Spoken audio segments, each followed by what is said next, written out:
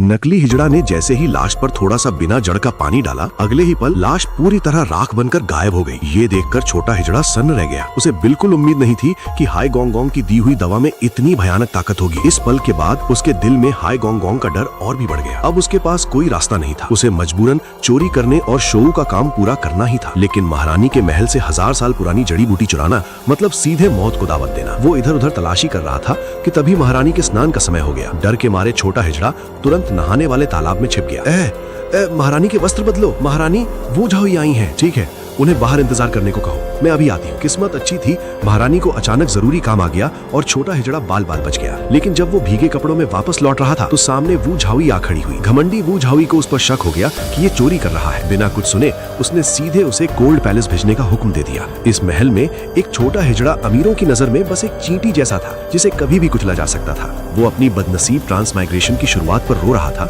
और सोच रहा था कि छोटे लोगों की जिंदगी कितनी मुश्किल होती है। उसी समय कोल्ड पैलेस में बंद श्यान फेई नदी में कूदकर आत्महत्या करने वाली थी। छोटा हिजड़ा दौड़कर आगे बढ़ा और उसे बचा लिया। धन्यवाद। हिम्मत कैसे हुई? तुमने इस महल की रानी को छुआ? तुम कौन हो? मैं तो बस आपको बचा रहा था महारानी। नीच, मैं कल ही महल में आया था। वू झाई को नाराज कर बैठा और कोल्ड पैलेस भेज दिया गया। उसकी कहानी सुनकर श्यान फेई को लगा कि दोनों की किस्मत एक जैसी है, इसलिए उसने उसे माफ कर दिया। उसकी कहानी सुनकर श्यान फेई को लगा कि दोनों की किस्मत एक जैसी है, इसलिए उसने उसे माफ कर दिया। लेकिन कपड़े बदलते वक्त उसने गलती से छोटे हिजड़े का नकली हिजड़ा होना जान लिया।